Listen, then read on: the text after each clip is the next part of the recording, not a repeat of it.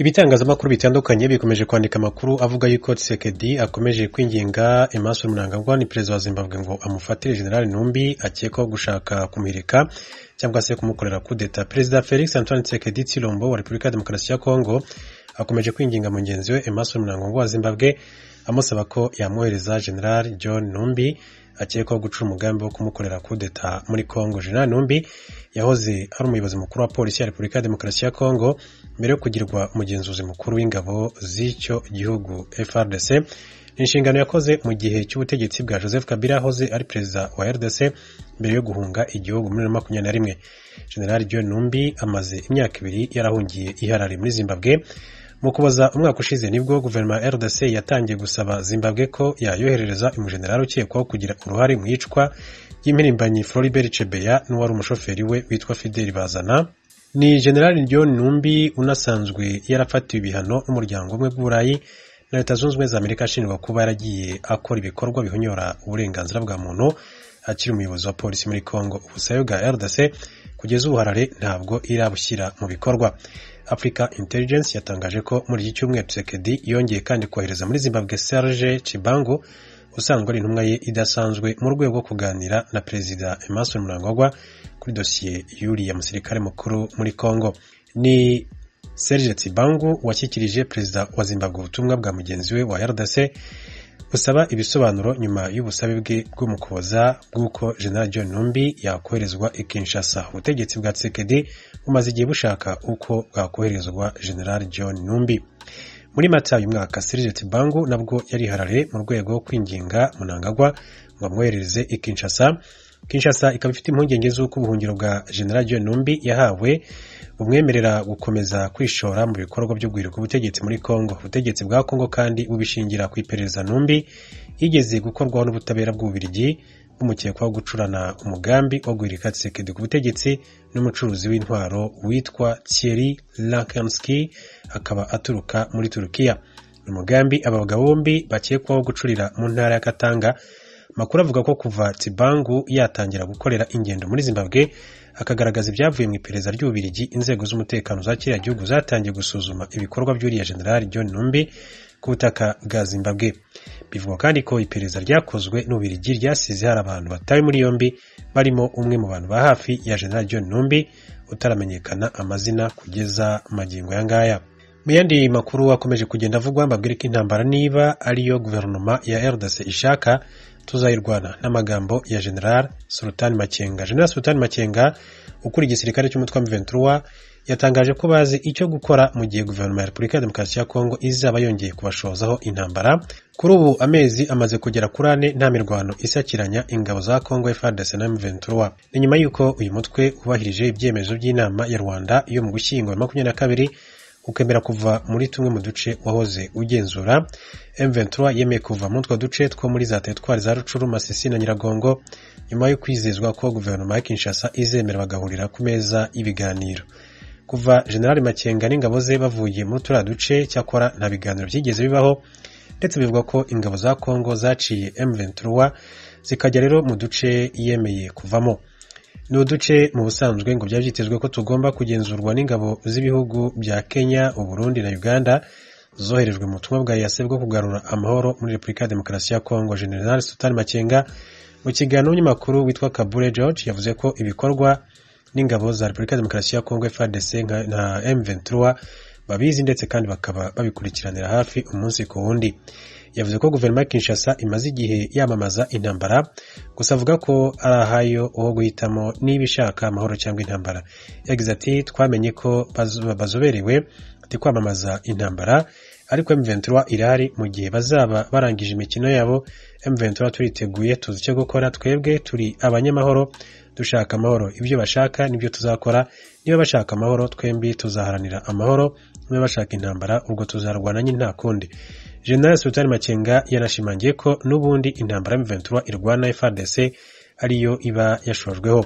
Yavuze ko guverinoma ya Kongo kuri ubu kandi yananiwe kuyobora igihugu, ihitamo guteza ibibazo ku baturage bayo. Ni Makenga ushinja ubutegetsi bw'Kinshasa gufata igihugu nk'akarima kabo ndetse kandi no gufata abaturage nk'abacakara babwo nk'uko abigarukaho yunzemo ko abayoboye Repubulika ya Demokarasi ya Kongo akazi kabo no gusahura igihugu kwiba abaturage barangiza bagashaka inzitwazo. Avuga ko abantu badashobora kwihanganira ko ubucucu nk'ubwo bukomeza.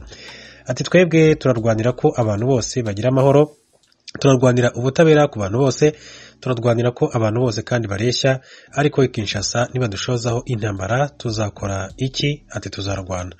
General Sultan Makenga kandi yatangaje ibi mu gihe Lieutenant Colonel Alfred Masumba umuriro wa M23 naherutse gutangaza ko bafite amakuru y'uko abarwanyi ba FDLR isanzwe ikorana na FARDC bitegura kugaba ibitero kuri M23. Uyu musirikare yavuze ko umwanzi bahanganye nta mbaraga afite, bityo ko natera ibirindiro bya M23 uyu mutwe witeguye kurwana n'uwo mwanzi. Aya makuru tatangwe ku Rwanda kuri uyu munsi wa kabiri tariki ya 4 y'ukwezi kw'indwi u Rwanda rwahimbaje imyaka 61 yo kwikukira imyaka 29 yo kwibohora. Perezida w'u Rwanda Paul Kagame yarashikirije ijambo abanyarwanda. Turi kumwe na Gloria Tuyishime yakurikiranye iryo jambo. Gloria, muraho? Muraho neza Fedi. Ni vyiza cyane gose mutubwire amajambo make ibintu nyamukuru biri mu ijambo yashikirije Perezida w'u Rwanda Paul Kagame yashikirije. Ego, murakoze cyane. Umuhango wari witabiriwe n'abaturage batandukanye bo mu karere ka Rubavu, ariko kandi wari witabiriwe n'abayobozi batandukanye, harimo abaminisitiri bagiye bafite mu nshingano zabo ibikorwa bitandukanye, minisitiri ushinzwe ibikorwa by'ubutabazi, minisitiri w'ubutegetsi bw'igihugu, ndetse twebwe wari umushyitsi mukuru ahangaha ni minisitiri w'intebe Ngirente Edouard. Iki gikorwa cyo kwibohora rero ku nshuro ya 29 cyibanze cyane kugaragariza abaturage ibyagezweho, ariko kandi hanatahwa umudugudu w'icyitegererezo, ari nayo mpamvu nyamukuru yo kwizihiza ku kwibohora mu karere ka Rubavu. Uyu mudugudu w'icyitegererezo rero watujwemo abaturage, uri gutuzwamo abaturage batishoboye, abafite intege nkeya kubera gusaza, ndetse n'abandi. Murakoze Gloria, ariko ibyo n'ibirori byabaye umunsi, hari ikintu mutubwira ku ijambo nyamukuru ryashikirijwe na Perezida ejo ku mugoroba? Yego, murakoze cyane. Ibyo nibyo nendaga kuvuga. Navuga nti mu by'ukuri Perezida mu ijambo rye yibanze kugira inama urubyiruko, kubera ko arirwo Rwanda rw'ejo nk'uko abyivugira. Yavuze ko amateka yanditswe n'amaraso, ubwo ni amaraso nyine ingabo zamenye ku rugamba, adakwiye gusibwa na wino. Urwango adakwiye gusibwa wenda se n'ikaramu abantu cyangwa se uko abantu bashobora kwita kose, kubera ko ni amateka akomeye mu bihe bikomeye u Rwanda rwanyuzemo. Urwango rero yibanze kuvuga ko ayo mateka adakwiriye gusibwa, cyangwa se atazigera na rimwe asibwa n'abantu batayaha agaciro, niko navuga. Turagushimiye Gloria, turagutegereje kugira ngo uduhe inkuru yuzuye mu masaha ari imbere. Wakoze. Murakoze cyane.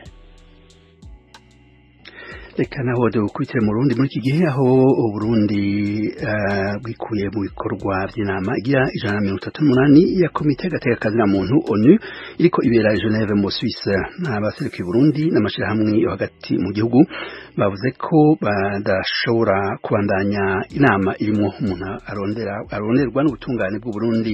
Ni inkuru twateguriwe na mugenzi wacu Eloge Wilikaneza.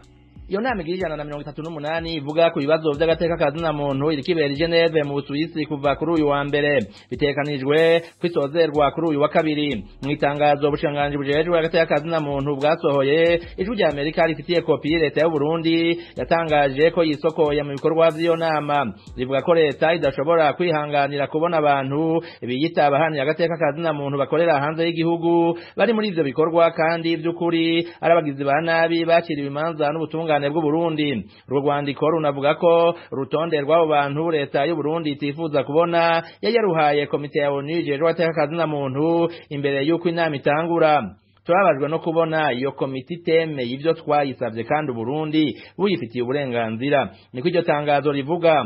Imbere yo gusohoka mushikanganje ajejwe agateka kazina muntu mu Burundi Mede Sabushimike yaronkejwe akanya gato avuga kari ku mutima. Merci beaucoup madame la présidente du comité des droits de l'homme, la délégation burundaise. Murakoze cyane mupfasoni mukuru w'ibiro bya komite y'agateka kazina muntu. Intumwa z'u Burundi zarashikirije ikibazo tuvuga ko tutashobora kwicarana n'abantu bakurikiranwa n'ubutungane bw'igihugu cacu mbere bamaze gukatirwa. Kubw'ivyo intumwa z'u Burundi ntizishobora kubandanya inama. Murakoze.